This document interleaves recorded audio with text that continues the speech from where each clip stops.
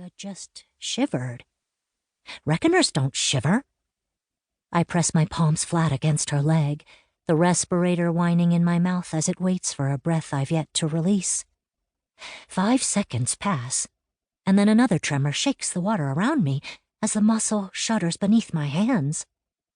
I kick for the surface, rapping my knuckles against one of her keratin plates when my head clears the water. Her reptilian eyes fix on me as I roll over and swim for the edge of the bay. My heart flutters, worry creeping up my spine. I need to calm down. I need to breathe. It's probably nothing, I chide myself. I've been around Durga since the day she hatched, and I sometimes forget that she can still surprise me. I spit out the respirator and rip off my mask, tossing them to the side as I haul myself out of the observation bay and onto the divide. Squinting against the early morning sun, I glance down the row of observation bays to the outcropping where the research facility stands.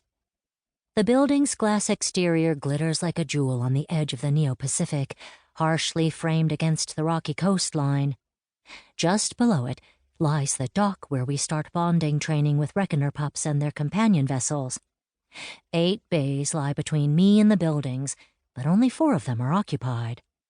The 2 closest to the facility host 2 pups, still training to bond with their companion ships.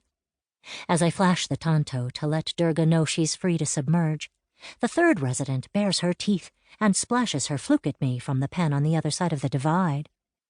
Faye is a younger cetoid, a plated whale with a bit of a mean streak. I clamber to my feet and stick my tongue out at her. Faye's in for medical observation. The Irvine, her companion, ran afoul of a pirate raiding party, and though the reckoner did her duty, she took some heavy hits in the fight and came back to the Southern Republic of California in serious condition.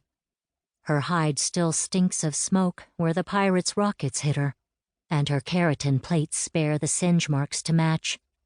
She's gotten cranky after an entire week away from the Irvine, and I know for certain she'd try to rip off my arm if I got in the water with her now. Just in case, I switch the Tantor to her signal set and flash a quick burst of light and noise that tells her to leave me alone. She huffs and clicks loud enough that I have to cover my ears. A rumble from below the water on the other side of the divide marks Durga's reply. A mule rises from the pup's pens, and I start off toward the research facility, letting the noises of my monsters put me at ease. My mother's lab is on the 2nd floor of the building, fortified by cement walls and a scanner that reads my palm before unbolting the massive steel doors. A blast of warm air hits me as I step inside. "Mom, something's up with Durga," I call, peeling out of the top half of my wetsuit. Artificial wombs line the walls of the lab, nearly all of them occupied with incubating reckoner pups. They float in the canisters, tethered by an umbilical line that supplies them with nutrients. At this stage, they're nothing but little nuggets of flesh and nerve, each ready to develop into a beast capable of ripping a pirate ship to shreds. Some of them are brand new, barely the size of my thumb, with no distinguishing features. Others have already gestated to the point that their type is obvious. My gaze lands on a pteropoid embryo, whose forelegs are twitching as if the little turtle type is already dreaming of the day he sees battle. In the womb next to it, a cephalopoid slumbers with its stumpy tentacles wrapped around itself. Farther down, I spot the familiar knot of a serpentoid embryo's twisting coils.